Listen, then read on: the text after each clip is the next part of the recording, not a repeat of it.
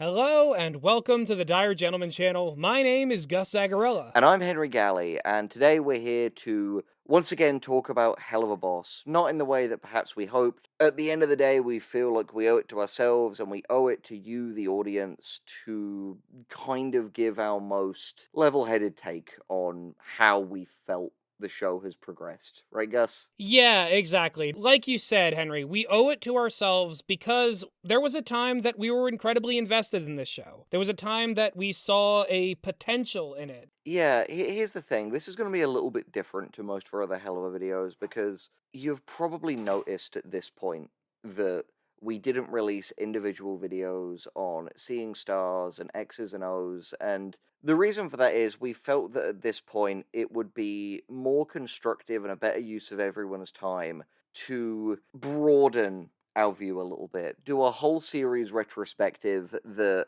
talks about some of the wider issues and trends, because at the end of the day, the internet is not short of incoherent umbrage about shows, and we felt that we could offer something a little bit different and a little bit more valuable by returning to our roots and talking about this on the level of writing. I wouldn't go as far as to say that this video will change the hearts and minds of anyone who is still a diehard Helluva Boss fan. If you like this show, like, to the point that it's like one of your comfort shows, or you really just, want to continue watching it and you don't want it to be ruined by, a couple of chuckleheads in some YouTube video, we're not going to take that away from you. But if you're in a similar camp to us and you kind of curious that you don't really feel the same way about the show as you used to, I think this video could be rather helpful because I do think that there has been a change in the writing, and I think you'd agree with that, Henry. Yeah, I do, and I'm really glad you made that point there, Gus. Because of the one-way nature of YouTube, aside from comment sections, I think it's very easy for it to seem like, here's Henry and Gus on their high towers telling you what you can and can't like. At the end of the day, life is really hard. You have to take what you can get in regards to stuff that makes you happy, stuff that helps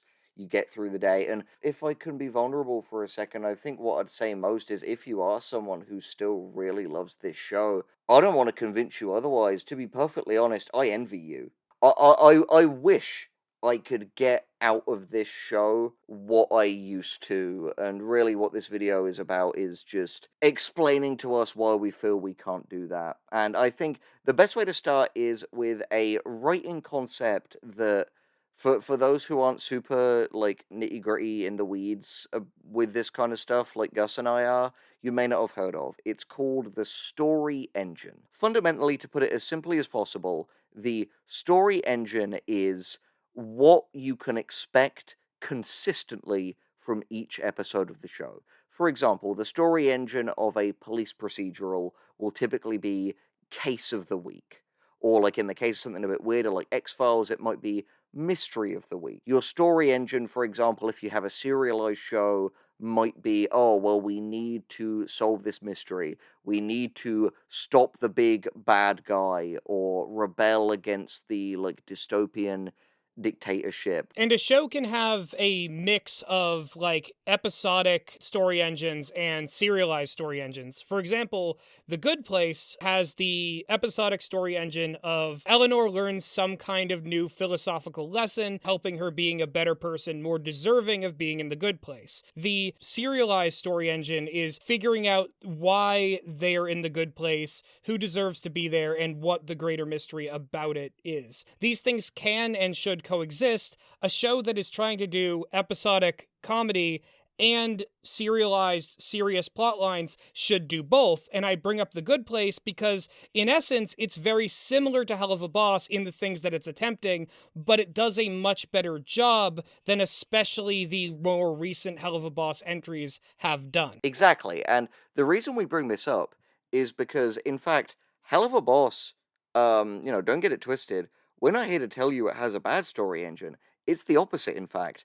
Helluva Boss has a phenomenal story engine, and in fact, a significantly better one than the other Spindle Horse show, Has Been Hotel. Helluva Boss, early on, even from its pilot, which, yes, we know isn't a canon episode, but pilots are all about establishing the story engine among, characters, world, etc., but Helluva Boss has a wonderfully simple but elegant and unique story engine, which is, as you're probably already guessing, we have an imp assassin business who has a magic book that lets them go to Earth and assassinate the living on the behalf of the people in Hell. For a while, that was what it was about. Some of its most interesting and fun stories, Murder Family, Spring Broken, and even though obviously Gus and I have our well documented issues with the cherubs episode, these are all things that manage to tell their own very different plots using the story engine springboard of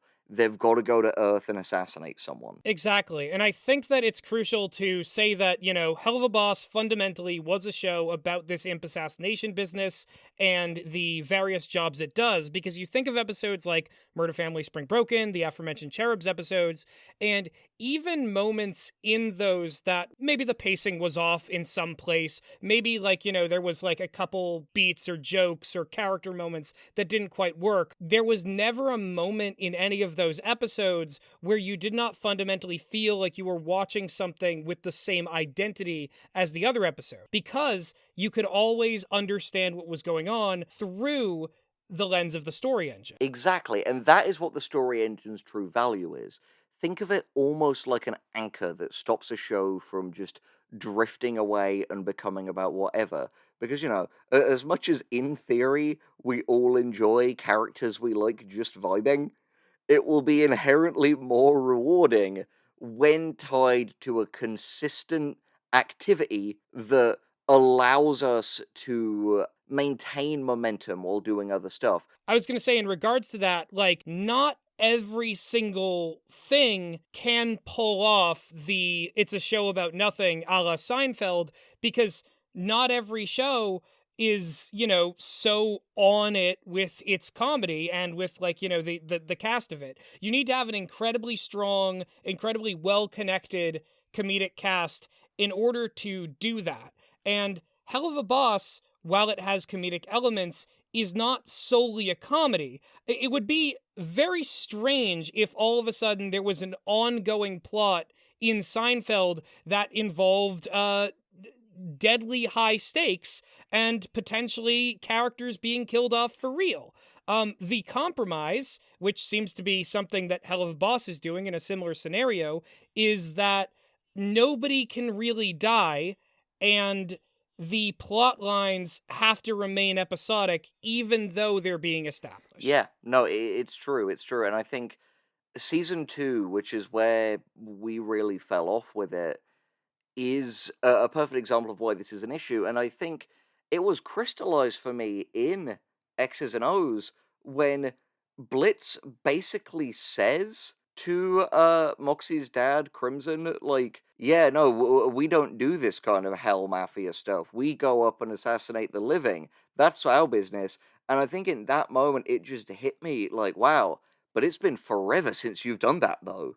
Exactly, exactly. We do not get to see the Imp team do their job as much as we were ever promised. I mean, the first two episodes do a great job kind of laying that out, that being the pilot and the first episode, and a few of the other ones throughout season one do it. When there was a deviation, such as Lululand, which was really emotionally strong on its own, we were fine with that, similar to the other Stolas-centric episodes, such as the Harvest Moon Festival. The reason behind that is because Stolas, in his own way, was connected to this story engine. There needed to be a mechanic for how they get to Earth, and that mechanic was Stolas' grimoire, meaning that in order for the story engine to function properly, there had to be development, or at least acknowledgement, of this uneasy transactional relationship between Blitz and Stolas, the backbone of which was able to form a powerful B-plot, which, whenever we were drifting away from the main story engine, would make the story this interesting, will they, won't they actually care about each other plotline, and again, connected directly to what the show purported to be about. I have a really good comparison for that, in fact, for a show that is like really beloved and critically acclaimed. I imagine the viewership for a Helluva Boss videos probably skews a little bit younger, so I don't know how many people would have seen this. Better Call Saul, obviously the critically acclaimed spin-off of Breaking Bad. A lot of people, even honestly kind of myself, think it might have even transcended Breaking Bad and become a better show. But the central story engine of that is very similar to Helluva Boss at its best, given that we have Jimmy McGill, Bob Odenkirk's character, who is this very like likable but dysfunctional, morally grey character, and the kind of central story engine, much like Helluva Boss's assassination business, is Jimmy's lawyering business. But much like how for this to continue on, it intersects with kind of Stolas and not only his relationship with Blitz, but the kind of, world of like hell politics and intrigue.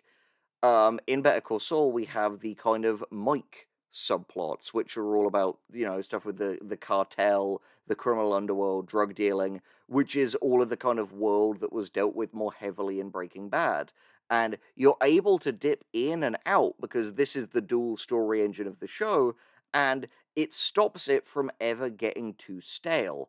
The real problem is that considering how early on we are in Helluva Boss, all things considered, it's way too quick to have one side of the engine just devour the other, which is what's happened here. Exactly. At this point, the Stolas and his divorce subplot has entirely eaten away the purpose of his grimoire in the story, that being getting them to do their jobs. It has so thoroughly consumed the purpose of the grimoire and how the grimoire related to story engine that not once in all the nefarious things that Stella, and we'll get to how this show has handled its recurring antagonists in a bit, but not once did the plotline involving Stolas, involving Blitz and Stolas' relationship, actually threaten whether or not they can use the grimoire to continue doing their jobs. And for me, and everybody's going to have different ideas about where a plotline should go, for me, I think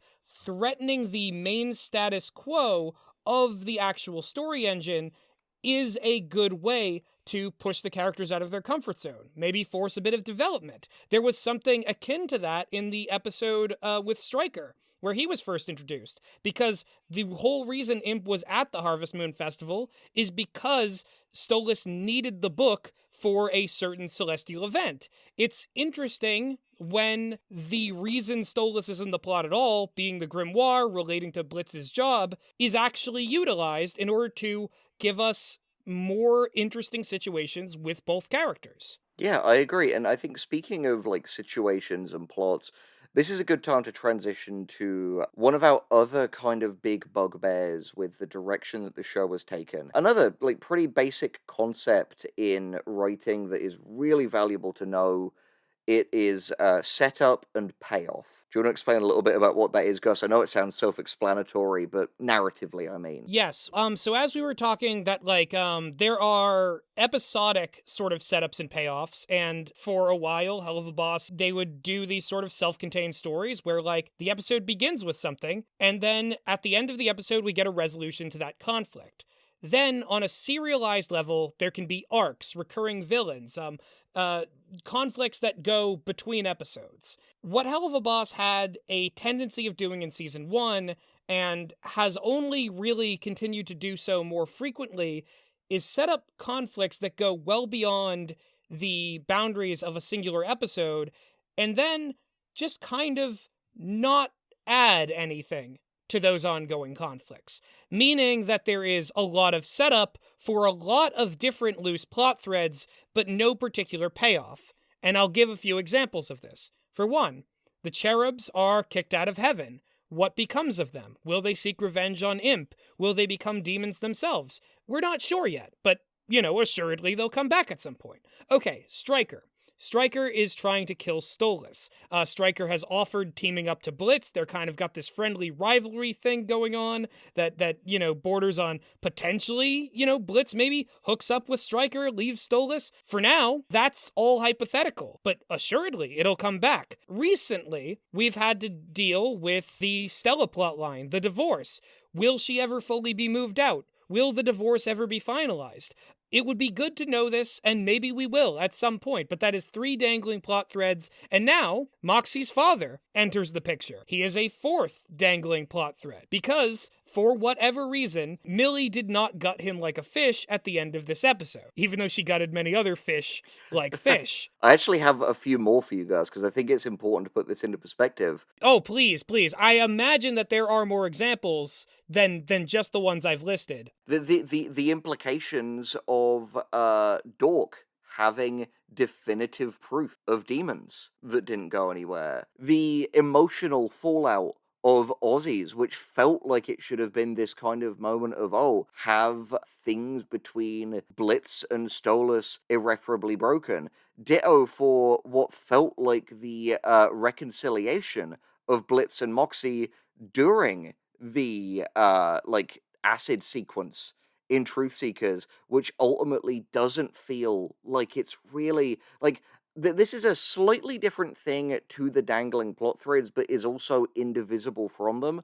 The fact that the show has so many of these great moments that feel like, oh wow, this is something that can change everything. They're built and arranged in a way, but then the change doesn't happen. Like, how many times have we seen Stolas and Octavia reconcile? How many times have we seen Luna and Blitz's father-daughter relationship progress? Or, as I was just mentioning in Truth Seekers, Moxxie and Blitz's relationship progress. But it feels like these huge moments are ultimately just that. They're moments. They're not really points in an arc that change things from that point. Yes, and I think that this fundamentally leads into something that kind of causes a lot of these plot threads. Because a lot of these, main sort of, recurring villains are external conflicts. They are one character in conflict with another character. The internal battle, who are they at the beginning of the series to who are they at the end? I know there are some flat characters out there. I don't want the Dragon Ball fans to get too upset with us in the comments, but for the most part, I like character arcs. I like when characters change and evolve, and I think it deepens, how much I enjoy them. I'm not sure exactly where most of the characters in Helluva Boss are going. I had a pretty good idea, and you can vouch for me on this one, Henry, that, at around Truth Seekers, it seemed clear that, the central character arc of this show was Blitz. I mean, he is the show's namesake. He is the Helluva Boss. Exactly. And his egoism, his need to be the center of attention, his lack of boundaries with other people, and his, inability to be, actually emotionally open with Stolas that create all of his problems. And it's been the reason he's hurt other people in the past, as they all came back to him in that sequence of Truth Seekers. The issue now is that, can we think of one thing that Blitz has done post-Truth Seekers to be a little bit more attentive and kind to the people around him? Yeah, it's true. And honestly, I think literally during this conversation, I've realized, and it's a devastating thought, but I've realized how the episodes we like kind of made the episodes we didn't like inevitable. Obviously, if you've watched the previous videos, you know that Gus and I were huge fans of a lot of the episodes in season 1. And it felt like every single episode, there were these new major things to love, these big moments. And I'm realizing now how the problem is that in having so many of those moments so close together, it gave us this awesome little thrill ride. But in terms of wanting an extended narrative show, they shot their wad way too early. In hindsight, having Lululand, again, it is a cruel paradox, because Lululand was the episode that made us realize We didn't just like, we loved this show. But in hindsight, having that be episode 2 was a terrible pacing decision. Right, because once you get to 11 with the reconciliation, there's nowhere to go from there. And there really hasn't been, because Seeing Stars essentially does the same thing with Stolas, but Stolas is less present for it. And it ends up being a weaker reconciliation as a result. Yeah, it's in a sense, Helluva Boss at times honestly feels more paced like it's a miniseries or even a movie than something that was meant to go for multiple seasons. Season 1, I think, at times felt so good because half of the episodes in it felt like they could be season finales. Yeah, there was a lot of like what felt like emotional payoff to things that were not fully set up. But as a result of doing them so early, in the setting up of new conflicts, which we already had the payoffs for, it starts to feel a little bit aimless. And when you put this in perspective with the story engine stuff we mentioned earlier, these newer episodes not doing the story engine and having resolutions that we have already seen, Moxxie getting more confident, or Blitz working as a team with other people, Stolas standing up for himself and like divorcing, all of those things have already happened. Reconciling with his daughter, those things have already happened. And yet we get episodes where it's treated like, well, they're not resolved. They're back to square one. I feel like I have to keep stressing this. We loved this show. Like, genuinely, that emphatic enthusiasm that you saw in those earlier episodes was 100% real, which is why it's genuinely kind of heartbreaking to feel the way we do about it now. And I imagine you feel the same way if you're still listening to this. Something I just realized with complete devastation is, like, how little of this was planned. And here's my smoking gun. All of Moxxie's trauma and family stuff, which we have found out about in the latest episode, and none of that factored into his Truth Seeker's hallucination. Yeah, I mean, I'd say that's pretty damning. Blitz's, like, Pink Floyd The Wall sequence has his entire life, every fuck up he's ever made.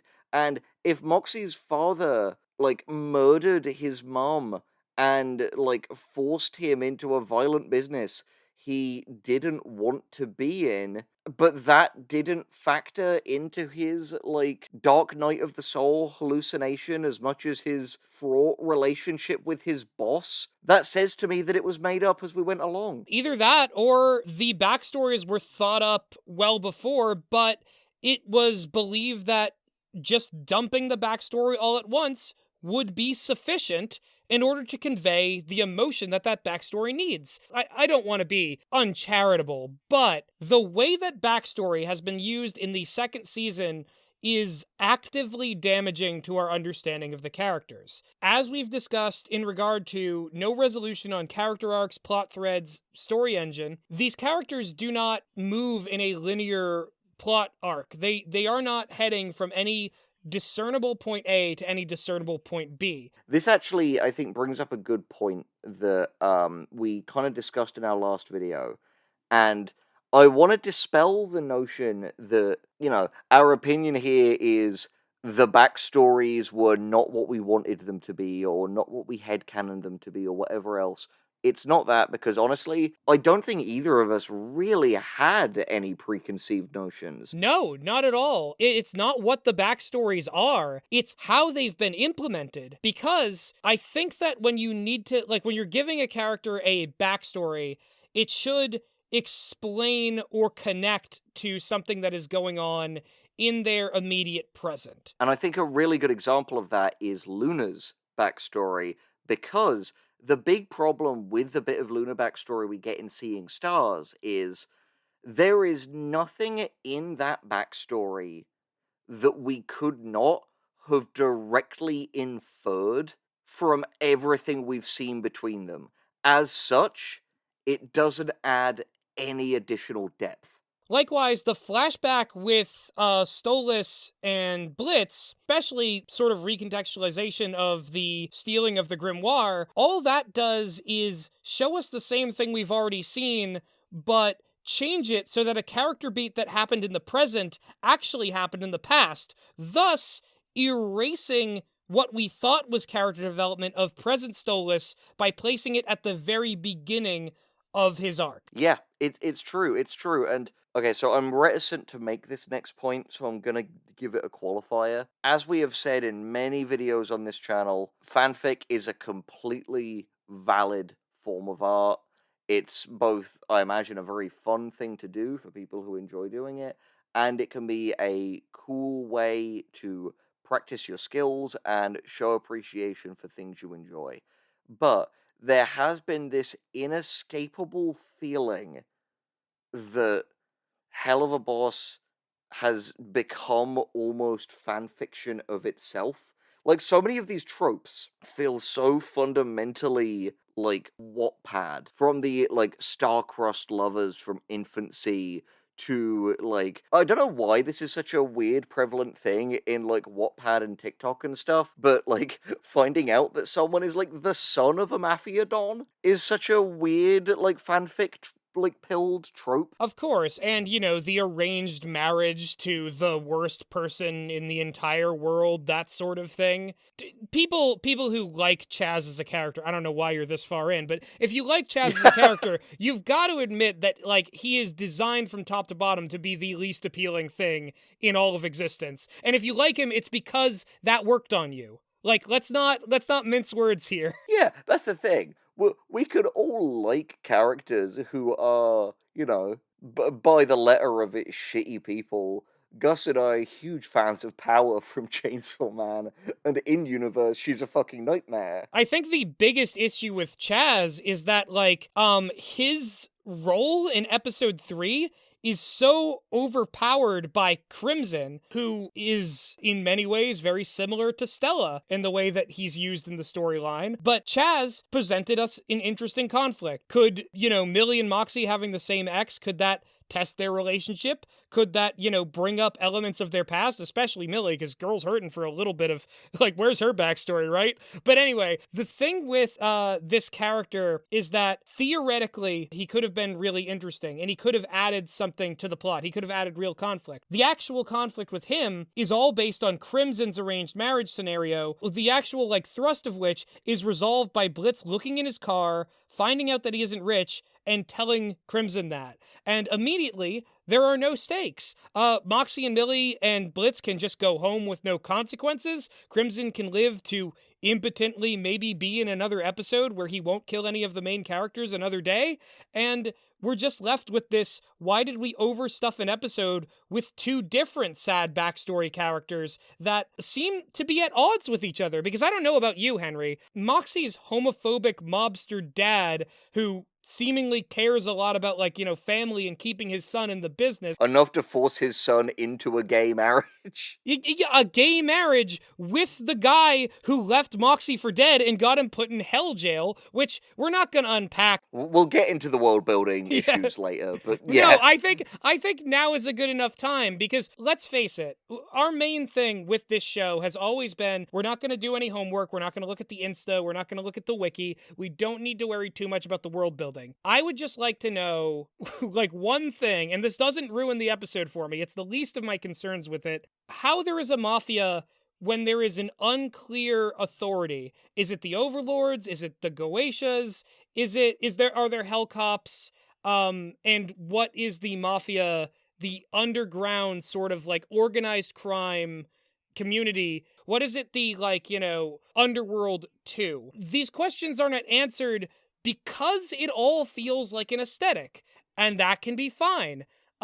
It didn't ruin the episode for me, but if we got more into the world building, there's a lot of stuff where there's just a hole in it. A hole where we would be tempted to think about it, but that would be headcanoning. And as we all know, we shouldn't do that. And frankly, I don't want to think beyond the bounds of what the show is giving me. I just want to be able to look at what the show is portraying on screen and make complete sense of the world. And that's the thing, Gus. I think you're completely right in the sense that, like, where this show has gone, you don't need to get into the weeds of it for the world building to stop making sense. It's become a genuine issue because the thing is, I think, Gus, you and I, to sort of declare our biases in this, we used to not be that big into world building as a concept. We were much more like character and story people specifically. Character most of all, then story, then world building. I mean, it kind of explains that perspective might kind of explain why we were so forgiving of the world building snafus in the early season. Cuz yeah, I don't know about you, but I definitely felt much more attached to, oh, well, let's just focus on the characters, the mechanics of hell, the, Asmodean crystals, human disguises, the various levels of sinners and demons. That stuff isn't as much a concern to me. When it becomes a concern is when they push it to the forefront, but also seemingly leave details out where they should be elaborated on. What it kind of feels like. Have you ever seen Step Brothers, Gus? Yeah. I've seen Step Brothers a while ago. So this may be a bit of an alienating metaphor for people who haven't, but I'll have Gus link the scene. Kids today, have you seen Step Brothers, a show that came out when I was in high school 1 billion years ago at the dawn of time? It is not a good movie, is the thing. We No, rewatched it's it not, recently. it's It not. doesn't age well. Talladega Nights is anyway. That's a whole other conversation. Point is, there's this one scene in Step Brothers where the two adult like man children brothers, played by Will Ferrell and John C. Reilly, are doing a bunch of different interviews, and because they're idiots, they're wearing full like black tie tuxedos to their interviews. At the end of the interview montage, they're interviewing with a character played by Seth Rogen. Seth Rogen in this scenario is Gus and I, and Helluva Boss is Will Ferrell and John C. Reilly in the suits. Like, it's a little bit absurd, it's a little bit ridiculous, but um, Seth Rogen's character starts going like, "Oh, you guys seem like cool people. I'd like to hang out with you. I like the suits, kind of making fun of the tuxes, making fun of the whole formality of the whole thing, given that it's a low level job. Honestly, I could see us really working together. And just as he's about to give them the job, John C. Reilly's character lets out like a 15-second fart. Afterwards, Seth Rogen is like, now the tuxes seem kind of fucked up. And I think that is how it feels like Gus and mine's Helluva Boss experience, in the sense that like there were so many little weird things that we were willing to totally forgive because we were enjoying the overall experiences, but when it then just lets out a rancid fart for 15 seconds, we're then like, huh. So yeah, there's some issues with this world building, come to think of it. Yeah, and also in regards to things that we used to like about the show and we now think are one of its like weakest qualities, the antagonists for this show, the murder family that was self-contained to one episode, they did their job really well. Verosika Mayday, in the sense that it seemed like Blitz was somebody who also did a lot of things wrong and might have to atone for how he treated her. There was a level of nuance present in that character. Not in her actual mannerisms or any of the things she said, but theoretically in her plotline, she wasn't always bad. And the crossed out Blitz tattoo on her arm symbolizes that maybe Blitz was the person who messed up. And at one point, she was, just a person who got a raw deal. Keeping that in mind, Stella. Yeah, so we discussed Stella in the last video, and I really want to just take a second to qualify some of our thoughts and statements, because Crimson is pulled into this as well. Mm. And I think it makes sense that this will probably be the last thing we discuss in the video, because we're going to get into some, like, genuinely trigger warnings. We're going to get into some heavy subject matter here, discussion of, like, domestic abuse and things like that, and it's going to be hard to go back into fun, silly Demon World after this. To what extent, like, any of this has been fun, we've basically had to butcher something we once loved in front of everyone's eyes and our own. I don't think we'll ever be the same again. But if all of you out there don't want to hear about a lot of really nasty real world shit involving, abuse and people not being able to get away from the people who want to hurt them most, this might be a good time to dip out. Thank you for watching, and hopefully you've come away with less sadness than we're about to experience. Yeah, so there is a huge and incredibly toxic tendency on the internet where if you were to take an abusive character and say that because this is simply good writing, hey, maybe make this character more three-dimensional so we can understand why they do what they do.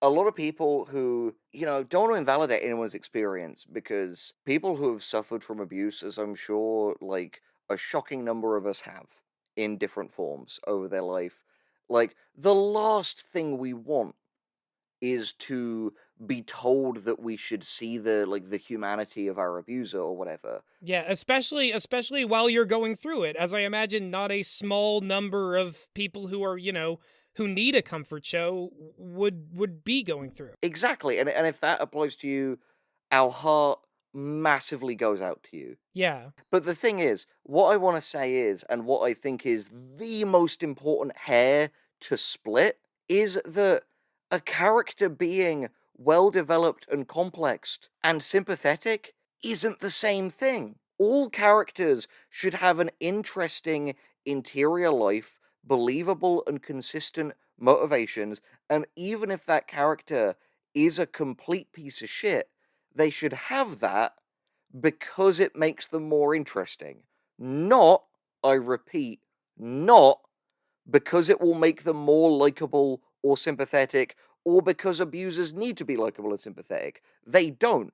But I don't think it helps abuse survivors or people who are currently undergoing abuse to make it out that all abusers in life are these, like, cartoonish, like, on all the time monsters. Because, as we see, sorry to get heavy for a second, but we have to, Brad Pitt, the ultimate example. Gus and I have loved movies Brad Pitt has been in. We've covered a bunch of them on the Patreon. But at the same time, there is incredibly credible domestic abuse allegations against Brad Pitt. From what we have heard, allegedly, he has, throughout his relationship with Angelina Jolie and possibly others, been a mean, vicious drunk who has been physically violent with her and with his children. And the reason I bring this up is because Brad Pitt is incredibly charming. If we teach people through fiction that in real life, abusers are snarling, obvious monsters who are like that all the time around everyone, a lot more real abusers are gonna get away with it because they know how to smile and turn it off when other people are watching. Exactly. It's not about making the character less vitriolic and less of a monster, less of an accurate depiction of an abuser. What needs to be done is that there needs to be more accuracy in a way that, hey, if you're going to talk about abuse, sorry, but you need to have characters that actually act like real life abusers in the sense that they use abuser tactics, guilt tripping, they manipulate, they gaslight. None of the things that Stella does. All she does is throw objects and openly verbally abuse Stolas to people who are all okay with it and take her side implicitly every single time. That gives the sense that, abusers are just like tacitly endorsed by the entire world, and that even if you spoke up about them, they would just get away with it because the world is just abusers. It's all abusers all the way down. There is a problem here that is not in making these characters evil. And there's a smaller, less heavy character consistency issue that results from having these characters exist only to dispense abuse. Their actions stop adding up. The aforementioned example that we had with Chaz and Moxxie's dad collaborating, not because they actually have any real shared goal, not because they actually have any real compatibility with each other, but because both things that they are doing would make Moxxie the most upset, and that is the goal, to portray abuse, but not to portray characters doing abuse, to portray the abusive situation. And as many abusive situations as is possible to make Moxxie upset, you get things that are sort of a hodgepodge. Also, Stella, more consistently, her thing is that She wants to be away from Stolas because I get this mixed up all the time. Stolas is divorcing Stella because he wants to be free from the marriage that was done for like her own status. She wants to apparently be out of that relationship too. Why does she repeatedly show up to the house just when Stolas is around to torment him? This behavior is quite strange. She does not like him. She does not want to be around him. She seems routinely upset and mad whenever she is in his presence. We're to assume that Stella wants to feel mad, wants to feel bad, and that's what she wants to do with her life. And you can pretend that it's like, oh, well, this is so that everyone in the audience can hate Stella more. Why then, I ask, are Stella pinups all the way sold out every time there is a merch sale? What is the demographic fan base of people who are simping for Stella? I need to know, but I don't want to. Yeah, I mean, but that's the thing. I think weirdly, both of what we've said here, it kind of crystallizes into one key point. And weirdly, it brings back exactly what I said about the backstory earlier. I don't think this show knows what it's doing.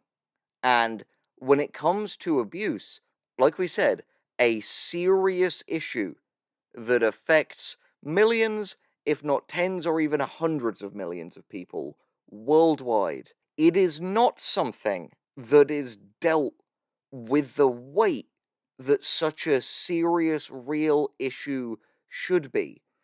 It's a show that has a problem with wanting to have its cake and eat it, in perpetually being the silly, horny demon show, which, again, we have no problem with. We liked the silly, horny demon show. We liked it when it was fun and wasn't just taking things that real life people go through and portraying them in the most one-dimensional, underdeveloped way with no possible solution. For cheap drama, and not even allowing the catharsis of, in this universe, you can, as a demon, just gut your abusive mafia dad, because that would be a bridge too far. But newsflash, and I'm breaking out an old classic, they're in hell. By this point, Stolas could have paid Imp to kill Stella. It wouldn't have been a bad thing because she paid Striker to kill him. Yeah, and you'd say, oh, well, Imp doesn't do pro bono work for Stolas. Well, then why did they like bodyguard him at Lululand? Why did they go with him to the Harvest Moon Fair? There's so many reasons why the show could advance past the point of just keeping these abusers around. And at the end of the day, you just have to think that this show just likes milking the cheap drama of having abusers be these omnipresent, unstoppable figures in these characters' lives, because it is hoping that all of you in the audience will continually feel and relive your own experiences with abusers. And I think that's exploitative. And I think the most emblematic moment of that is that the second after Crimson, we reveal that Crimson had Moxxie's mother killed by Moxxie and says that if you cross me, son, I will kill you and your wife. Moxxie leaves the room and we get a full beat of all the dildos going in and out of the wall. Fuck that. Yeah, like, I'm sorry, but that moment that Gus just described, again, we're not against dark comedy here. It's not comedy. It's not comedy. It's just uncritical, underdeveloped darkness next to juvenile sophomoric comedy. And there is no actual good dark joke or punchline present there. There are good dark jokes throughout the show, but I ask you, does that moment not sum up the Helluva Boss problem in essence? And I think that is just something that I implore you to think about if you're one of the people who would like to tell us that they take this 100% seriously and give it the weight it deserves. Because I simply don't think that's true. And I guess to wrap up this whole ordeal of a video, again, if you've made it all the way through, we thank you. We thank you, because we hope this hasn't just come across as a screed. We hope it's given you useful things, and we hope that even if you don't agree with us and still love the show, which is your right, and a right that we would not take away from you, we hope you can, at the very least, understand our reasons and our feelings behind why it simply isn't fun for us anymore. Yeah, and even if you don't, and you think that, you know, we are wrong in every conceivable way, that doesn't change the fact that we're being honest about how we feel. Which you are also welcome to do in the comments. Yeah, go ahead, go Go ahead. for it, please. Tell us your feelings. If you disagree with us, tell us. If you agree, if you disagree, whatever. At this point in time, it is only worthwhile if we're just communicating openly and honestly and not holding anything back. Yeah, I think my closing thought would be, I just wish I still liked it, man. Subscribe to the channel for more despair. It's hell, baby.